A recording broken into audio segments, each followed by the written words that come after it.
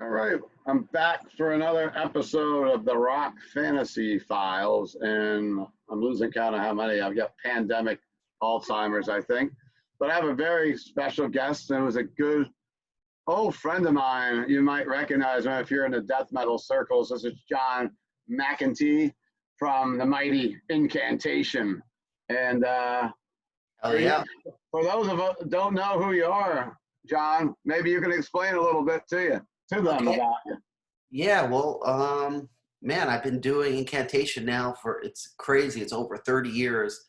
Basically, we started out of the New Jersey, New York death metal scene, and since then I moved all over the place. But yeah, before that, um, we used to play in a band called Revenant, which was a pretty popular kind of death thrash band in the New Jersey area and stuff. So yeah, I've been doing it since serious band since about '86. Scary to think that. Hey, It's so long. I But it's the opened my golden age of store. metal, the '80s was the metal, capital time. Well, I opened my store in 1985, so I mean, we're both in that Yes, same bracket, I guess. yes. You've almost the record store is as old as I've been playing metal for, almost. A year older. Yeah, and I've been talking to Brian Slagle during the pandemic a lot. He does a show with us occasionally. Yeah.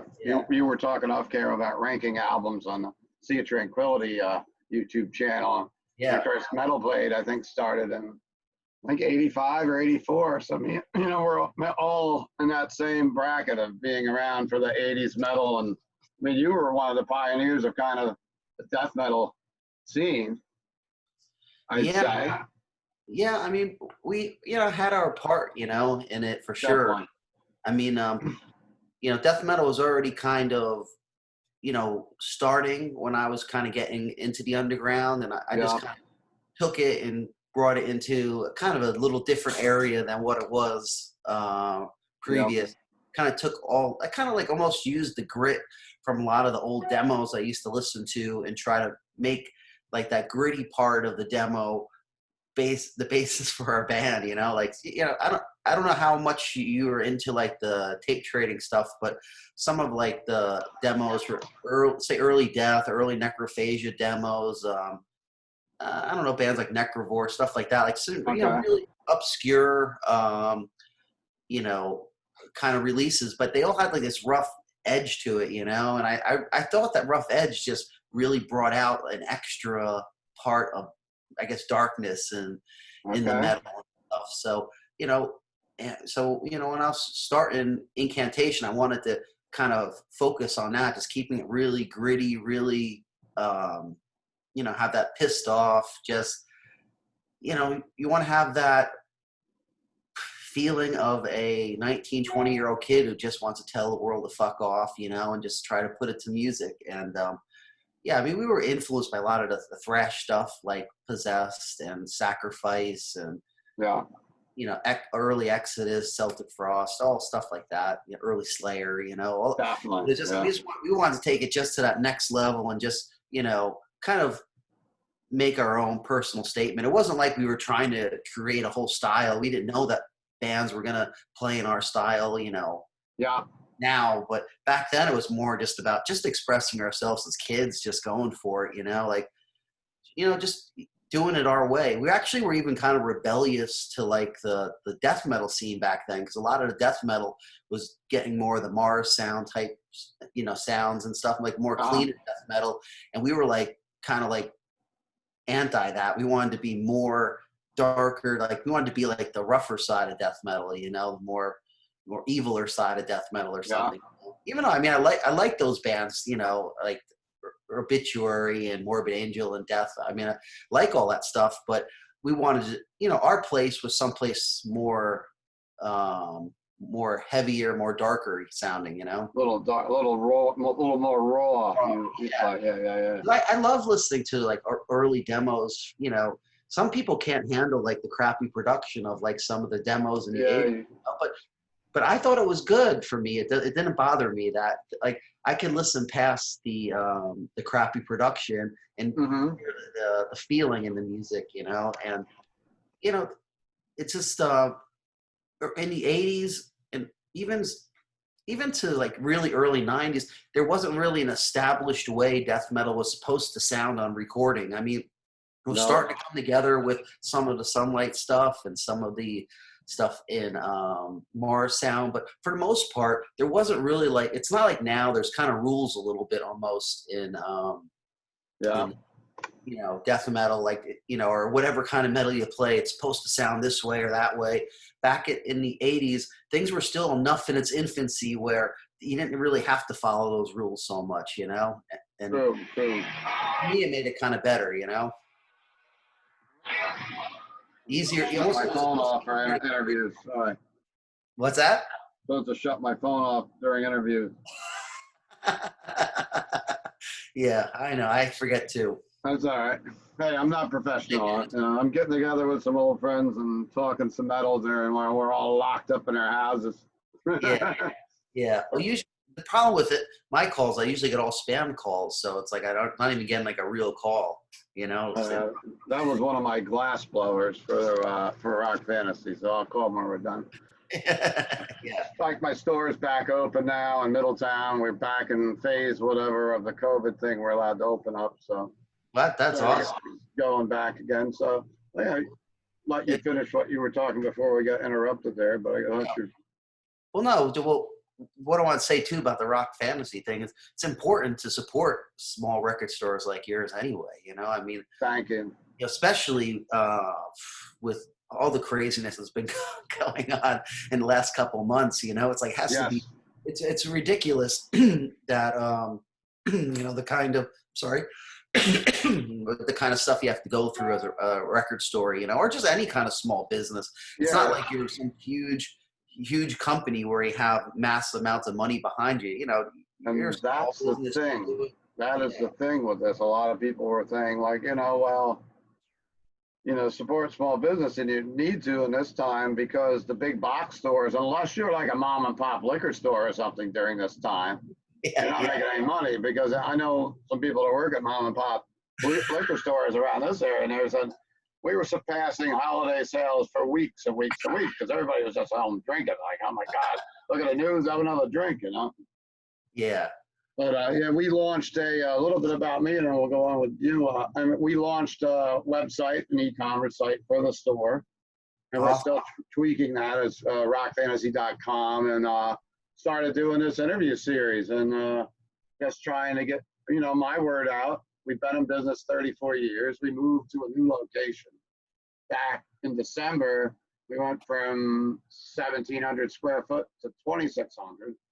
Oh, awesome. And hopefully we'll get, when you guys get on tour and things get back to some kind of normal, we'll have you guys drop by, of course. Yeah, definitely I'll stop by again. We always have a good time stopping by. Like, we don't have our used inventory on the website yet, but we do have the website, you know, with our Rock Fantasy gear and shirts, and we can drop ship anything from AEC's warehouse, which is our one stop. So you can find some death metal, and you can find anything. You can listen, buy country records if you want, you know?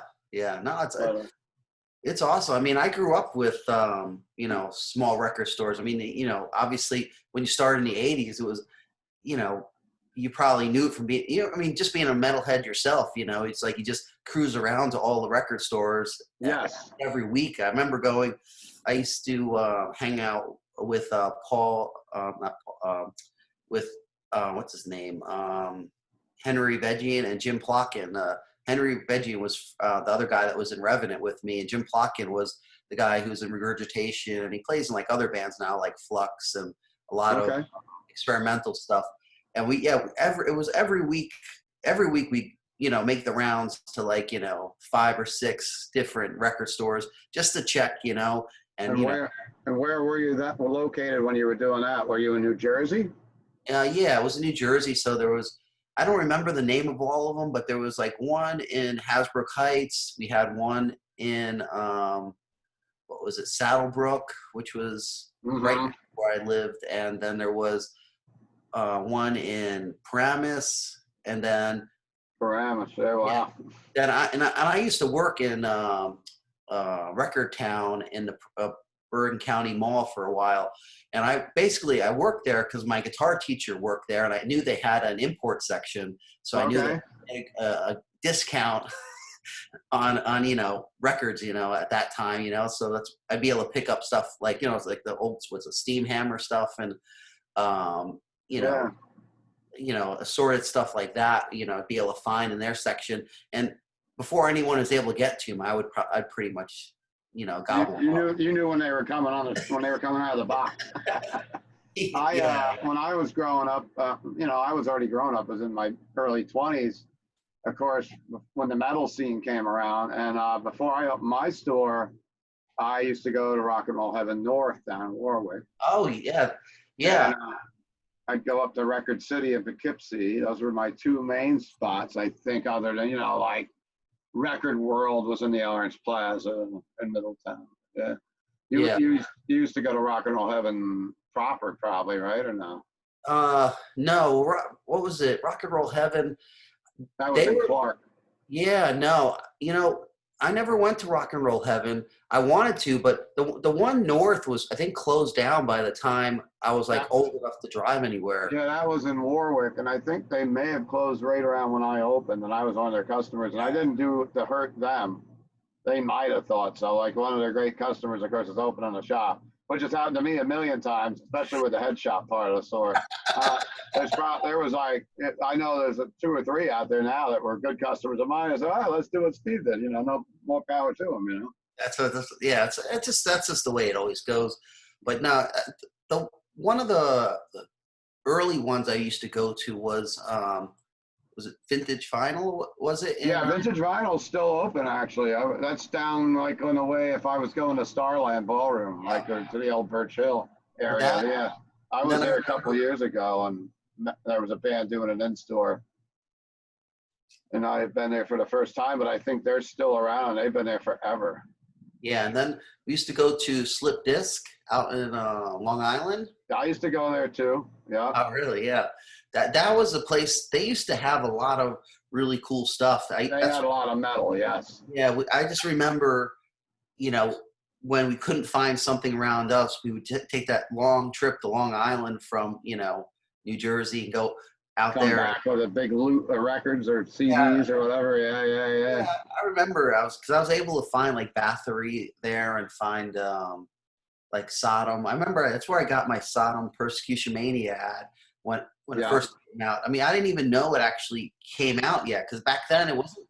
If you weren't in the actual loop, it was difficult to know even when the release date was. You just go to the store and all of a sudden, oh shit, the new album. Yeah, it wasn't like there was no internet then. We're talking tape trading and going to record stores to find stuff, not just looking on the internet or Facebook to look for stuff. It was almost like you'd find it by accident, oh shit, I didn't even know this came out yet. Yeah, exactly. Or you'd see something like, what's this with this great album cover, Yeah, you don't even know what it is. You just look at it, check out the song titles, what shirts they're wearing. If it looks like it might be something cool, you're like, okay, fuck it. And it was kind of cool in a way, because if you spent the money on the record, you go home and you'd listen to it a bunch of times. Even if you didn't like it at first, you'd want to give it a chance, because you just spent $7-8 on it or whatever. Sometimes they would grow on you for sure.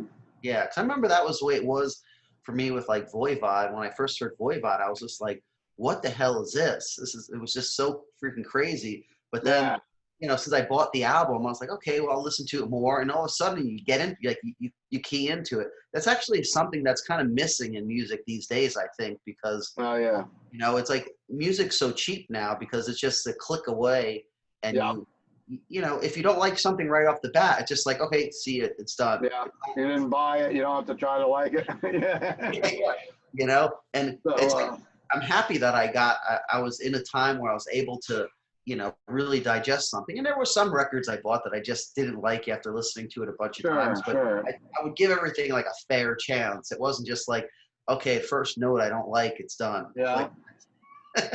So you are working on we have some interesting news coming from the Incantation camp. You were mentioning to me a little bit, and you've got something new coming out. Yeah, we have a new album that we finally got a release date, which I can't remember the release date, but it's the end of It's at the end of August, somewhere around the 20th Okay. of August, and it's a new album called Sect Of Vile Divinity, and yeah, we basically finished it up right after we came back from that Morbid Angel tour. We actually were trying to finish it before that we did that Morbid Angel Watain tour, but we just couldn't quite finish it. So it just took about about a week after we got back from the tour, we were able to finish it up. And it's been kind of been holding for months just because of this pandemic. Yeah. Relapse didn't know like what the best option was to release stuff during the time. You know, they released a couple things, but they've been really like skeptical on, you know, what to release and don't want to overfill the market and stuff. But they ended up deciding on a release date for it and stuff. So the first song, by the time this airs, should be out there.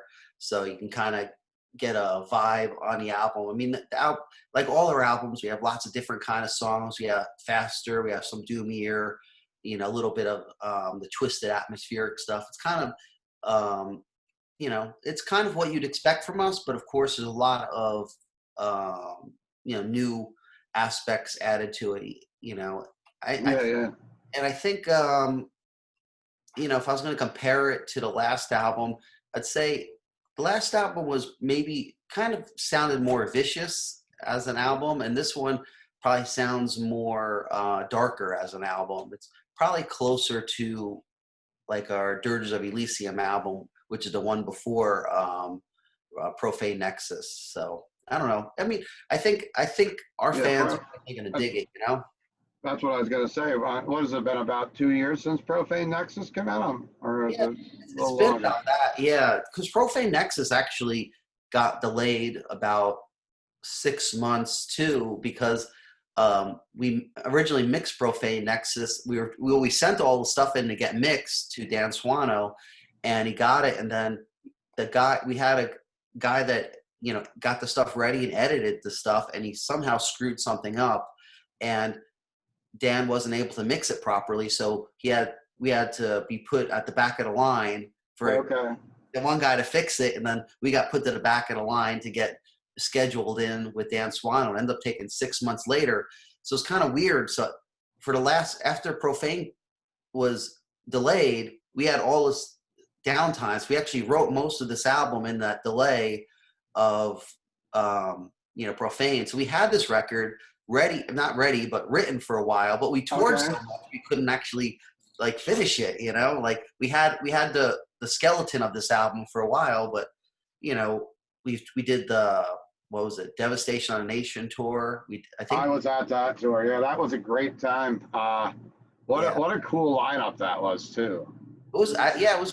We've been super fortunate for the Profane Nexus to be on such great bills, and you know, I mean, even that Morbid Angel Watain tour, it just was perfect. I mean, and I kicked myself for missing that. I was actually just moving my store and reopening at that time. And you know, some of my crew went down to that show in the city, but I just couldn't pull it off. Yeah, we played. It was the place at the Warsaw, which I was never at before, but I guess that took over the Bazaar place that we played last time. The Brooklyn Bazaar closed up, and I think Warsaw is also had something to do with Irving Plaza, because Irving Plaza was shut down for renovations too. About that. But I missed that one, and I know I think you might even met a mutual friend there. It's like, where's Keeler? Keeler didn't come to the show. yeah, that's right. Somebody did mention it to me. The Brooklyn Bazaar show, I had entirely too many drinks, but I remember it being quite an epic night of metal. Between you guys, really held your own that night too. That was a great lineup. We had Hate from Poland. Yeah, I remember, and of course Belphegor. Yeah, and Dark Funeral. Which I think I've got the shirt on from that day right now. And then I caught you on a tour probably a few months before that. I think it was a mini tour. You were warming up Mayhem. Yeah. We did a couple days of Mayhem, which was great. Where was that at? That was I at. saw you. I think it was Club Revolution. It was out in the island. That's right. Yeah, it was Club Revolution. Yeah. It was like this little, like, kind of reminded me of a 70s rock club or 80s rock club from up here. It was very tiny, and I brought one of my employees from the store. It was like one of her first metal shows, and I she remember was you really, saying that. and she was really into black metal, and I'm like, seeing Mayhem here is like, it's like a private Mayhem show, because literally it was a small club, and it wasn't packed like sardines like you kind of expected it to be. Yeah, but yeah, no, it was that was a fun run too. I mean, that was our first time touring with Mayhem, and it's funny because I heard lots of stories about how crazy and terrible it is to tour with them. Oh, really? We got along just fine. It was easy. It was so simple. Everybody was super cool. It was we had a tour, and it's just funny because I've been doing this now for so many years. The band, Incan, so. It's like most of their crew were people that we knew from either the road or, were somehow, connected. Of course. So it was just kind of like, it made it super even extra comfortable, because like either tour manager was somebody we knew. It was just really nice. It's nice to get work with a band. I mean, we know Mayhem. We've met a couple of those guys here and there throughout the years, but I don't know them, like they're not like friends really. Yeah, know them. They call them up and, hey, what's going on? Yeah, so it's kind of like, with having some of the crew actually be people that we've known for other tours and stuff was just made it extra fun, And then we also did that other tour, which is more of a more modernish style death metal tour, which was that Contamination Tour with Dying Fetus and Gate Creeper and Genocide Pack. It was like that Relapse Contamination Tour we did for the Profane Nexus album, and that was another great tour because it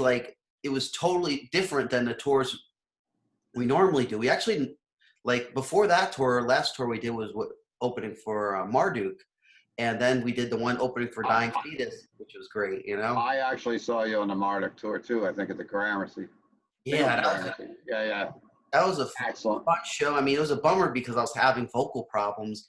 The guy, I remember I started the song and I hear no vocals at a front monitor, and I'm trying to tell him can you give me some vocals so I could hear it? And for some reason he kept turning up the wrong thing. So it's like we're getting no vocals and everything I don't need. The grand old days of going to concerts. Can you remember those days? Yeah, exactly. I know. Yeah, but actually with the lockdown and stuff like that, for us, it didn't affect us too much show-wise. We had to cancel some stuff. Yeah, I was just going to ask you how the pandemic affected your thing this year. It sounds like you guys are going pretty smooth because I've talked to a few other bands that had albums scheduled to be released and they have no idea, but you guys got that down in ink, which is great.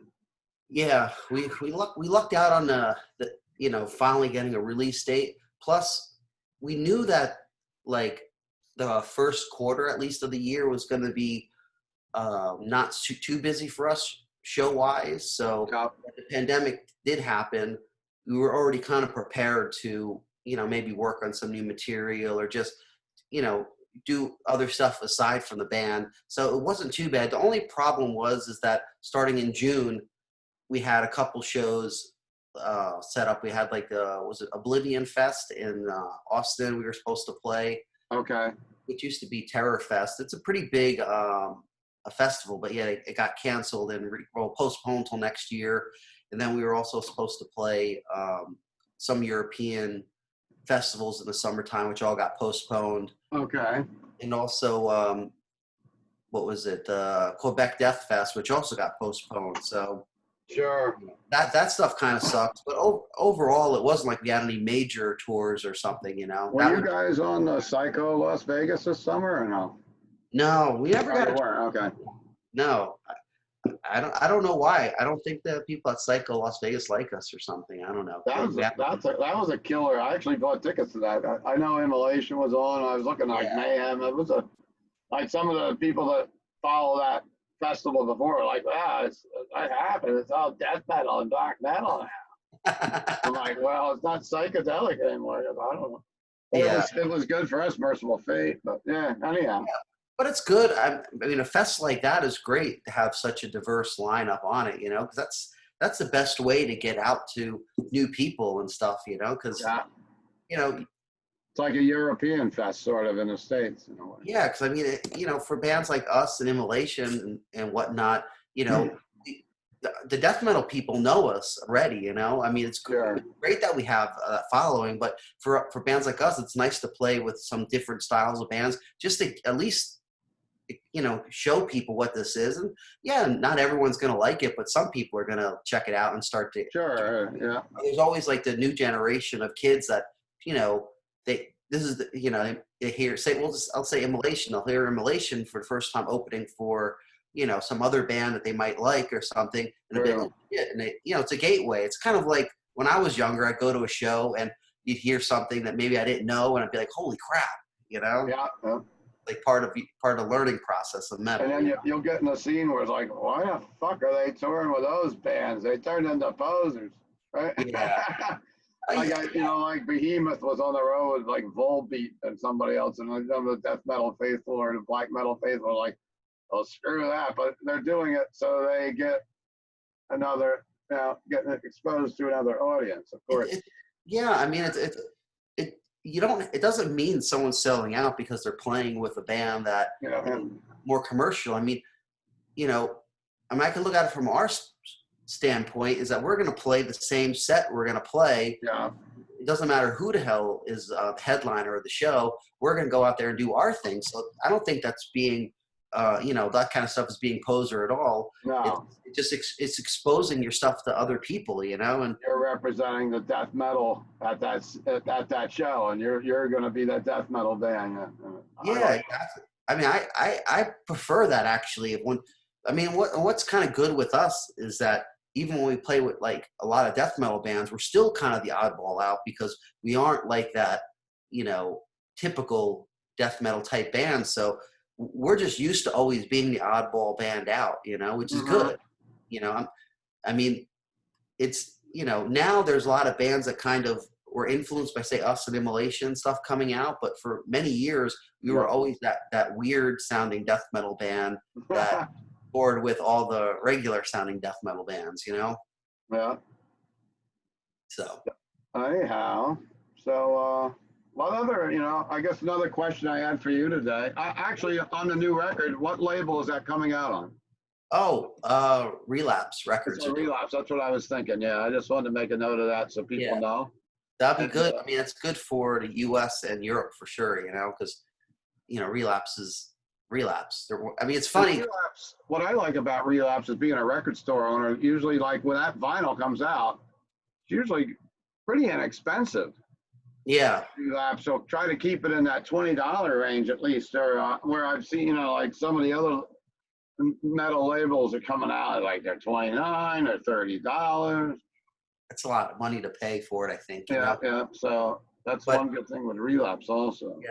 It's just funny every time I talk about Relapse, I always look at them as the smaller underdog label, and they're not really that anymore. They're definitely a stepped up label now, but I've known those guys since, they like right after they put out like their first 7 inches with Mortician and Suffocation and stuff. Yeah, wow. It's just kind of like, I can't help it. I always look at them as, the smaller of the, the underground, like, the startup label or something. And they're not really that. I mean, they've been around for years now. I always have that. It's weird. It's just weird how you look at things from perception of the time, because I remember just hanging out with the guys from Relapse, early on in Incan shows. We were just hanging out like friends. It wasn't like hanging out with an executive at Relapse Records, It's like hanging out with just some dude would just be drinking beer and just being stupid, or whatever, just talking about metal and stuff. It was a fun time. I work with Nuclear Blast a lot, and I'm friends with Slagle, of course, at Metal Blade. Yeah. So those are the 3 ones that I think of, and Napalm too, I guess. Napalm's been stepping up lately with a lot different kind of stuff. For a while, they were kind of, in that more, I don't know, almost like a symphonic or female vocal type. I don't know what you Yeah, definitely do a lot of that too. Yeah, yeah. but these days they've been actually getting a lot more metal stuff, which is cool. I mean, Mm-hmm. what I would consider metal, other stuff is to me is a little bit too light for my taste. But Oh yeah, yeah. Well, can't like everything, like me. yeah, I'm exactly. a poser.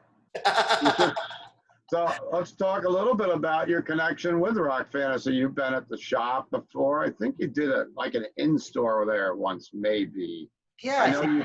I know you played the class. We were just discussing off off yeah, camera where you played the class with a couple of our local bands.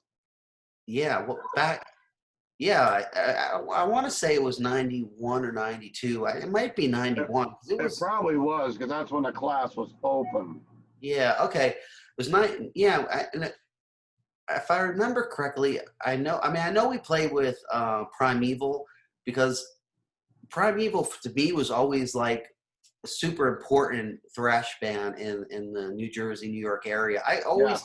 I mean, I know they never really took off like they should have, but at that time they were like the real thrash band from around here. They were like the Dark Angel or something, or they just Yeah, had yeah, yeah.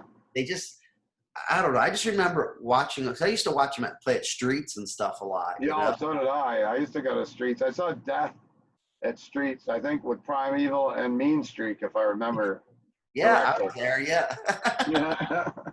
And New yeah, Rochelle. Yeah. yeah. That. Oh, I went to all those street shows, and Primeval. We used to play a lot of those gigs, and it was just they've always, man, they've always been one of my favorites. I mean, like for thrash, like thrash bands and stuff, Primeval and like Aggression. Actually, the band I'm wearing now, Aggression from Canada, were Yeah. two of, like my favorite from that era of thrash because it was just like to me it was like not the refined thrash. It was more like the pissed off thrash. Like I told you, I like the raw edge kind of stuff. Yeah, yeah, sure, sure, sure. Like but you know.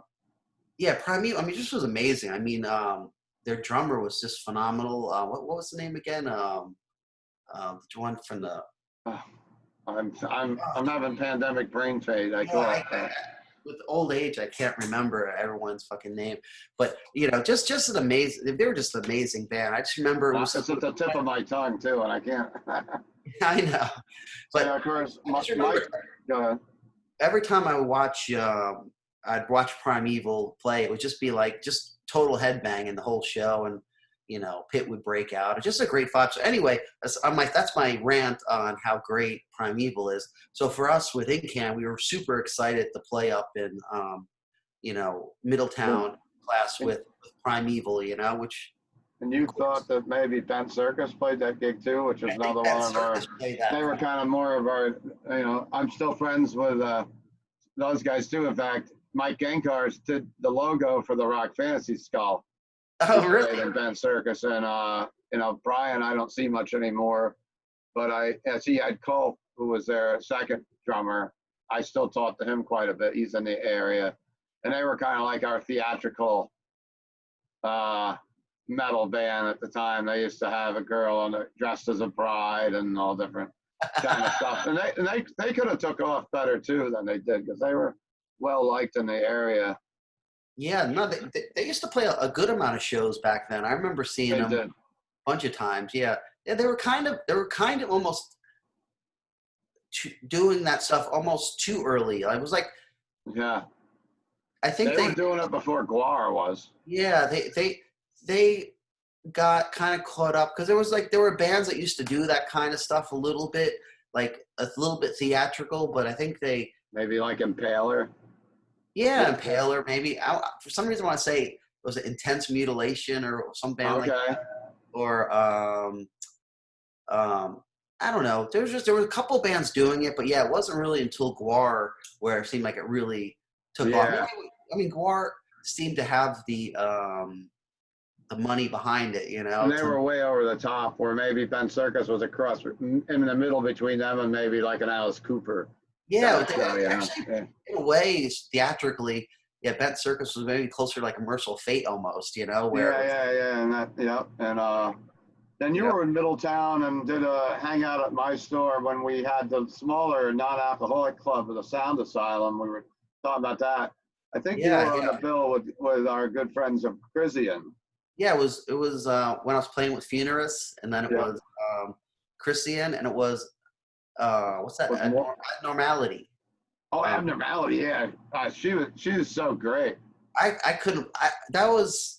I think that might have been my first time seeing them, and I just couldn't believe how good. What's her name? Mika. Me. I forget what her Yeah. name. But Yeah. her vocals were so good, and She's it was. living in like Czechoslovakia now or something. Yeah, yeah, yeah. I've seen her. Malika, I think it is. Yeah, I've seen her in Europe a couple times. I think she already moved out there or something. But I, Yeah. anyway, that show. I mean, it was. I mean, that band was really good. I mean, they just really had a fire going for them. You know, Morpheus wasn't on that show that night, right? I guess I almost thought they might, but I guess they weren't on that. Morpheus. No, Morpheus. I don't think Morpheus was doing stuff yet at that time. Maybe they weren't then. Yeah. Yeah, but Sam was with us, so he was jamming the Funerus at the That's time. right. Yeah, and yeah, that's right. Yeah, and Sam's another great guy. Great Middletown guy. connection with Sammy and of course Morpheus guys for the death metal scene here. Yeah, and Sam is. I like Sam. Sam is a stand-up guy, a great Yes. drummer. I I've like. lost touch with him lately. I haven't talked to him. I got to reach out to him. Yeah, he's a great guy, and I liked working with him a lot because he was very straight up with stuff. You know, Mm-hmm. if he's down with something, and if he's not down with something, which is like great to Yeah. have, especially in a a band situation, because you want to have an open dialogue with the people you're working with, not just have people say yeah, and then behind your back say like, Oh yeah, the ones that yes you to death and then go that sucks. yeah. And Sam's a straight up guy, great guy. We had a total blast jam with him. Mm-hmm. But that show was fun. And it was actually I remember it was the first time I seen the Christian guys too in quite a while. 'Cause we used to play a lot of shows with them back in like the mid 2000s or whatever. Sure. And Great. Those guys are great. I love them. we actually brought them over. I don't know if you went to one of those shows when it was us on Diabolical Conquest, and we brought Christian over. It was us on Diabolical Conquest. It was Angel Corpse on Exordium or something like that. And then Where was this? and it was Christian on the bill. It was their first time in the U.S. I don't remember. I don't think we played in Middletown. I think No, it wasn't Middletown. I would have remembered that. Yeah. I think the show was City maybe or something. Brooklyn. I think it was a Brooklyn. Yeah, I don't think I hit that one. Yeah. I didn't know Crisian in the very beginning, but they did stay in Middletown because they stayed at I just interviewed Moses a couple weeks ago on the show, and they were talking about their Middletown connection. Of course, the show you played with Funerus, and first time they were here, they were actually stayed at Rob Yench's house from Morpheus, and they were bringing them in to play Milwaukee Metal Fest, but they stayed in Middletown for a little bit. Right. I guess. Yeah. Yeah, that's right. That's when Rob lived in Middletown still. Yeah, that's right. He lives out by you now, I guess, right? Where are you, in Johnstown now?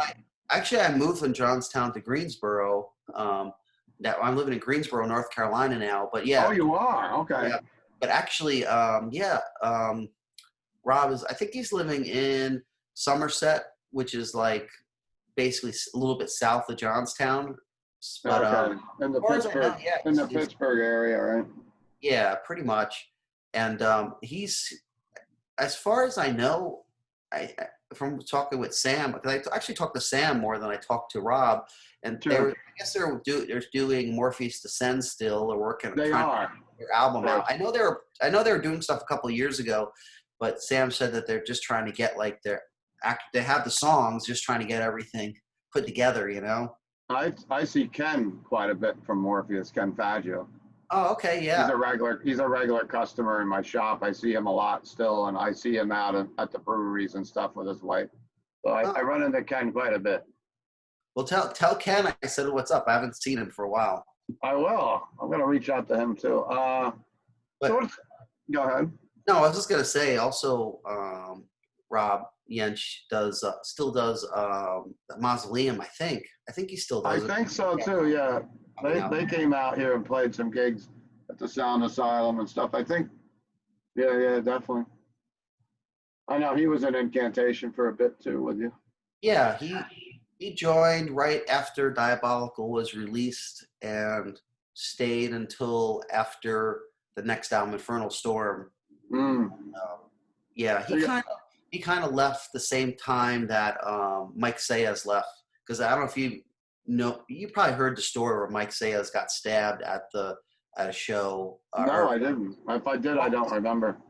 Okay, we played in Queens, New York at, I think it was the Pyramid Club, and Mike Sayers was vocalist. He was a session guitar player for us for a while, but finally for Infernal Storm, we had him up as vocalist, and we were doing a tour. It was Immolation, us, and Goat Whore was opener.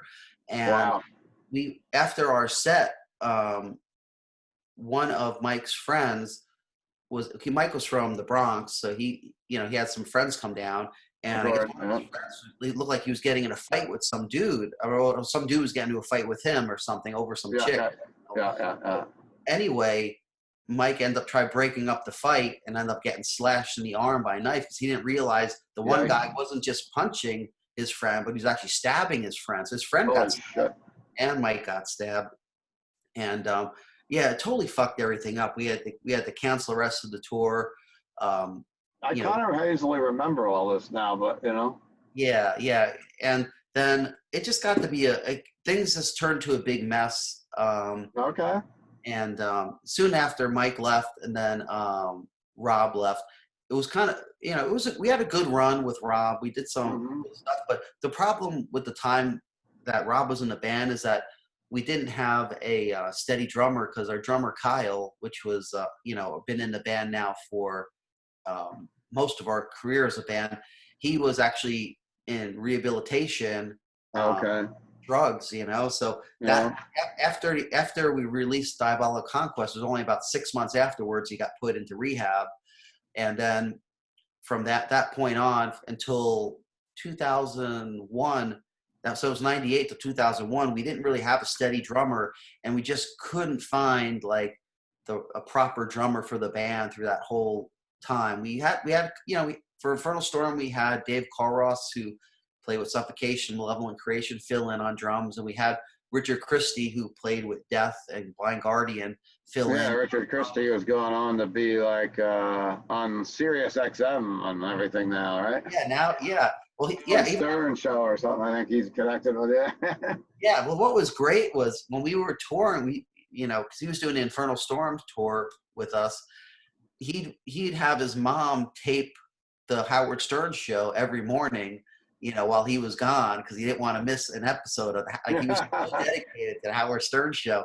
So when he was in that contest, he was like in a contest to be on like an apprentice for the show or something. I can't remember what it was. Yeah. But I remember like I was totally rooting for him, because I didn't know. I mean, I liked the Howard Stern show, but I didn't realize like Richard was like diehard. Like he knew everything. He would even call up and like these sexual calls to Robin on the show. Oh, Jesus.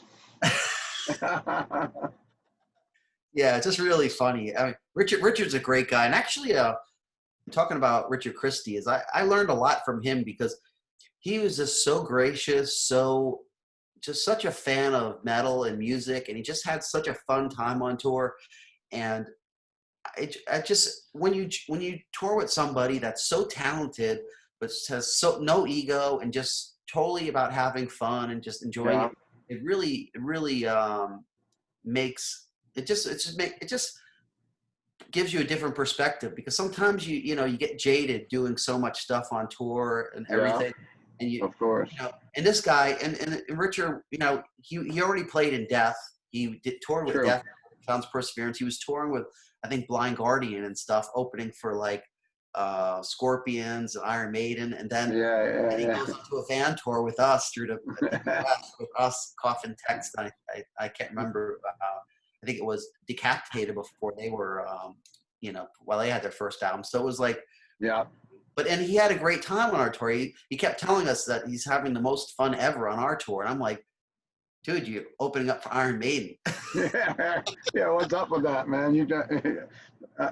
I know what you mean when you get a statement like that. Well, I had Will Carroll from Death Angel drop in my store years ago. He was playing with another band, Castle. And he was like, your store is the best store in the whole world. I'm like, dude, you traveled around the whole world. You're just buttering me up for some reason. You want me to give you a free pipe or free record or something? Like, no, he was walking around with his iPad. Like, but Will, is a big fan of pinball and the smoke shop and records, so he thought it was a paradise. That's awesome. No, but yeah, definitely your show is a staple of the New York metal, world, in my opinion, at least. Thank you. I guess before we wrap things up, I was just going to ask if you have any other interests other than music, or do you collect? Even it could be music stuff. What do you collect stuff? Do you collect stuff out of music, or pinball machines, or toys, or? Yeah, I'm mostly metal. I kind of obsess over writing music and just okay, that kind of stuff. So that's really a lot of it. But I'm also really into just revisiting a lot of the old, in recent years, revisiting a lot of the old horror movies and stuff that I grew up with in the 80s and 70s and stuff like that. So I really enjoy that. And for a while I was collecting, I wasn't collecting vinyl in total, because I just don't have the kind of money to do what I want to do vinyl wise collecting. But for a while I was collecting like Black Sabbath bootlegs and deep bootlegs.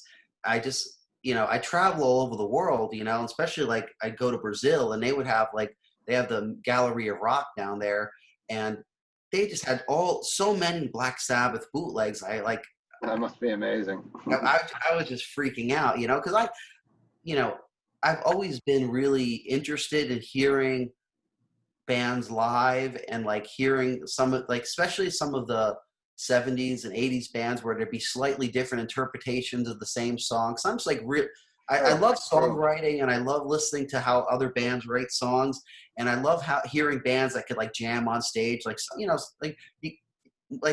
Deep Purple or something. You get a bootleg of them, and it could be the same tour, same set of songs, and everything will sound totally different on the recording. The jam sessions will be different, and then some stuff the same. And the same thing with the Black Sabbath stuff. I was super excited to be able to hear some of the Ian Gill and Black Sabbath live stuff that I was able to Brazil. I was wondering when you said Sabbath, was it all Ozzy, or did you go across the board with? No, I go across the board. Yeah, so do I. I saw that tour, the Born Again tour. Missed it. Meadowlands Arena. I wanted to go to that show, but I just was too young. I couldn't convince my mom to go to the show.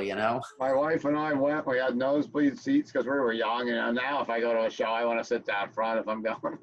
But I remember being all the way in the back, of the end, not the end zone, but where the goalposts for the hockey thing, but up in the top deck and a straight on view of it. And at the time, it was Quiet Riot, who were huge. Yeah, Quiet Riot. Opening up. I was so pissed because I was in middle school at that time, and one of my friends from school shows up to school with a Black Sabbath / Quiet Riot bootleg shirt from that show. Yeah. And I was just The Quiet Riot, at the time, people are gonna call me a poser. I liked them when they came out. I liked that album when it came out. Yeah, and great album. When I saw them play with Sabbath, I didn't like them anymore after that. But I don't know, they were just acting kind of silly, and back then it was almost more than you might compare bands like Slayer, hard to warm up for Slayer sometimes. Yeah, especially back in the day. Black Sabbath back in those days, we didn't care who you were, but people would just yell like Sabbath, Sabbath between songs, like Yeah. get off the stage. And Quiet Riot was doing their bows and giving their brows running around. And then when Sabbath came out with Gillan, it was pretty magical. I that's one of the biggest regrets I have is missing that show. Because I mean, listening to those bootlegs, that guitar tone was monstrous on that. I mean, it just that guitar tone is like so fucking heavy and pissed off and dirty. You can just tell that there was like a vengeance they wanted to do with that. You know, I mean, I had maybe all that the frustration of like, you know, getting the band back with Dio and that falling apart. It was like when Born Again came out, they were just firing on all cylinders, wanting to like kick ass, you know. And then Gillan really never liked it. We hear later on that Gillan was not a fan of being in Sabbath. But at the time, if you put yourself back in that time period where people watching us now, you know, Ian Gillan, like at the time it was huge because Deep Purple was one of the hugest bands ever. And Black Sabbath were one of the hugest bands, and bringing in the singer from Deep Purple to Sabbath was just, it was over the top. Oh, it was out of control. I mean, it was like the big guns or something were coming in, you know. You know, because Ian Gillan's one of the best vocalists of that, you know, the 70s hard rock heavy metal era, you know. I actually saw him like a year or so ago, warming up. It was Judas Priest and Deep Purple, and old Ian is still up there. I mean, not the same as he was, but still did like pictures of home and some great stuff, you know. Yeah, I seen him still. It was still good. I mean, you got to understand the dude's, you know, really up there in age, and those vocals he did were inhuman, you know. Child in Time. I'm a big Deep Purple fan. Now we're talking about me instead of you. I'm taking over the show. No, it's okay. I remember in like high school, me and my buddies going out skipping school, getting a six-pack. We take our lunch money and we get something to eat, but then we'd always make sure we had enough money for some six-packs and just riding around the car and listening to Made in Japan by Deep Purple. Like in like, you know, like 78 or whatever it was, and like that didn't leave the deck. Then, you know, like Sabotage would be in. So great stuff. I mean, listening to those bootlegs and hearing Ian Gillan singing songs like Black Sabbath and stuff. It was magical, Dude, it sounds so evil. I mean, he took a song that was already evil and just like made it even more demonic, you know? It was like, to me, he gave a lot of those songs steroids, you know, with those high screams in there and stuff. I think to some it's a very overlooked Black Sabbath album. Especially now in 2020, like that was way back. Yeah, I understand. I guess looking back, it could be overlooked, but you know, around that time that was the 83 that album came out, I think.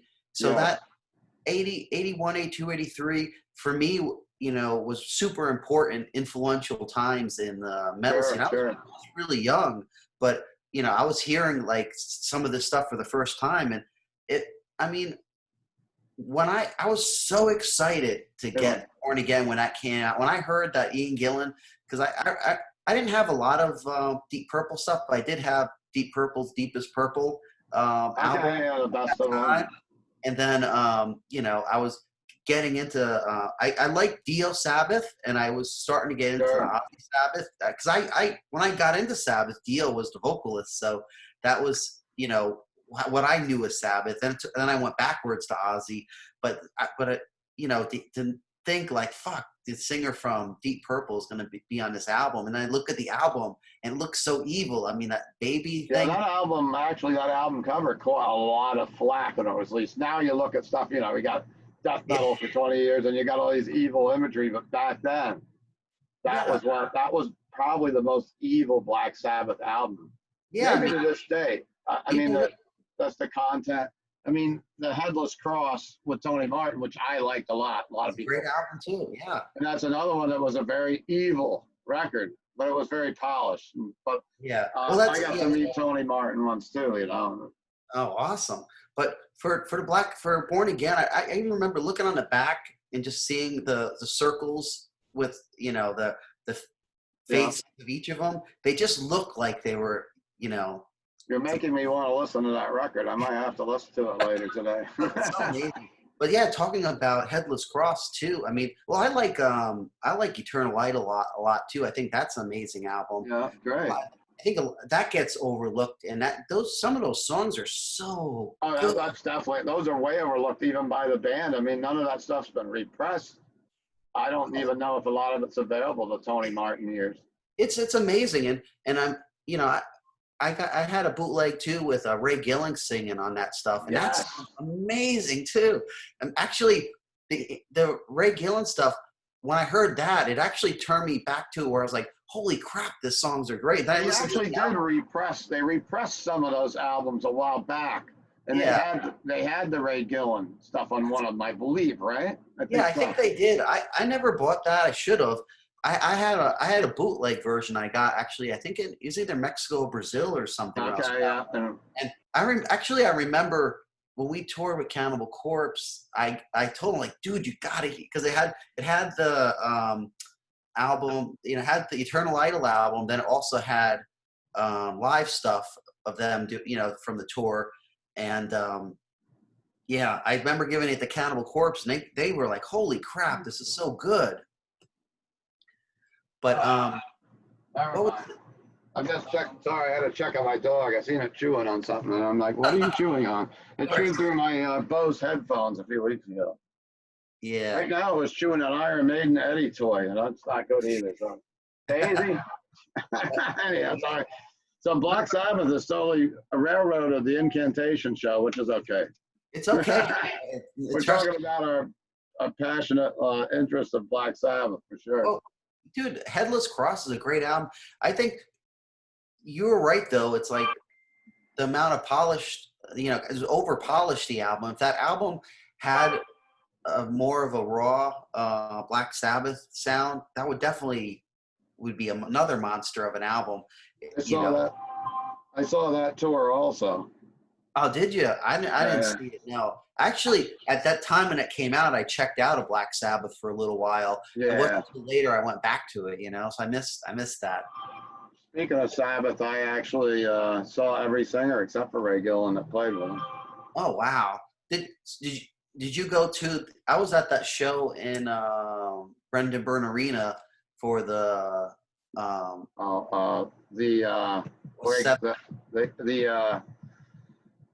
what the hell? I know what you're saying. Glenn Hughes. Yeah, Glenn Hughes. Yeah. That was Glenn Hughes album, which Tony Iommi wanted to have as a solo, and they made him put it out as a Sabbath record. And that was with Wasp. Yeah, Anthrax. Yeah, and somebody else. I think it was like 4 bands. So I was there. Yeah, for me, I mean, that was what was that 85, 86? It was somewhere in that area. 80, yeah, I think it was 85, because it might have been 85, 86, because I remember that album being new when I opened the store. That album with Glenn Hughes, yeah. Because I know that for me, that was my first time seeing Black Sabbath, so it was like I was super psyched, but people were not that into it at the show, Oh, I remember. And Glenn Hughes got fired the very next day. He could barely sing, but he's such a great vocalist to this day, though. Like Hughes was doing drugs or something then, because I saw him like a year ago at the Chance, and he was doing like the Deep Purple. Oh yeah, I heard about. I wanted to watch that. Oh, it's so good, And that was right around when Gillen played Bethel Woods with Priest, and like a week or so later was Glenn Hughes at the Chance doing Purple. Oh wow, and his voice was killer still. Oh, I know. It's incredible how his voice lasted, but man, when he was playing with Sabbath, he couldn't hang at all. His voice was, I mean, I remember being so happy to hear Tony Iommi playing guitar that's all I needed at the show to make it great. And I know, and even at that show, I remember they did a medley where they played a little bit of Zero the Hero, and they did like a medley with Into the Universe. And then I don't remember my hazy enough memory from then, but you got to, of course, that's your first Sabbath show. You probably remember it more than me. Yeah, exactly. Yeah, I mean, trust me, I wish I would have seen him earlier, but I missed him on the Born Again, and then after I found out that Ian Gillan left afterwards, I was like, I'm never gonna miss it again. And I did miss him again a couple of times, because what it was is once Eternal Idol actually came out, I just wasn't interested in it at that time. It was just I was getting into like heavier stuff, and it wasn't until quite a while later, like 15 years or something, early 2000s, when I started listening to those again and being like, oh wow, this is really great stuff. Yeah, But at that yeah, time, it was like the tide was kind of turning with music, and it just wasn't on my radar. And it's hard to believe now, because now I listen to that Tony Martin era stuff, like all really the first 3 albums he did are all great albums, really yeah. great albums, you know. I Oh, mean, really yeah. everything Sabbath wise up until was it Tear is phenomenal, really, in its own way. Tear was like 89, I think, 91, I don't know, somewhere. I think it was after Headless Cross, so whatever. The only real stinker, I think, was Forbidden. Yeah, Forbidden, I didn't like that. That was like after that. Cross Purposes was. I saw the Cross Purposes tour in New York City. It was with Morbid Angel and Motorhead. I missed that. I was on tour at that time. Yeah. Anyhow, I guess I was gonna that was one of my questions, as asking you some of your interest in music, and I think we've covered that already, pretty much. Sabbath, Purple, and favorite bands to tour with. We kind of went over that already. You know, you probably toured with most everyone. What was a band you wish you would have toured or opened up for that you haven't? Well, I mean, within reason, we'll say, because obviously I would have liked to open up for Slayer, but that's not even a possibility. Not anymore now. See what? Yeah. Yeah, but I don't know. I mean, there's a lot of great bands, like in the death metal world that we haven't toured with. We haven't played, say with Napalm Death or oh wow, never tour with Deicide. I find that surprising.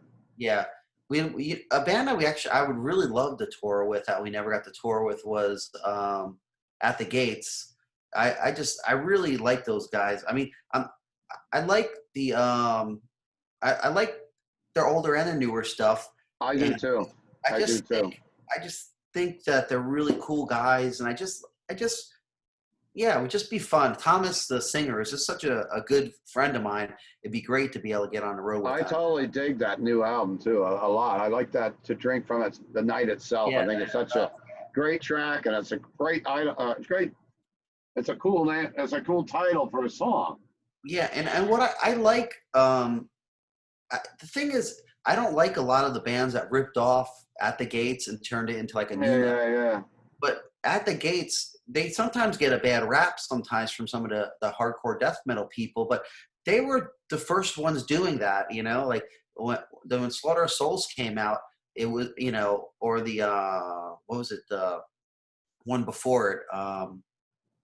I can't remember what it was called. Yeah, I don't remember either. But anyway, they were already developing a style of death metal that was different than, like they were already doing their own thing. And for me, I like that. I like when bands can still be aggressive, but do it in their own way. The Gothenburg sound, I guess.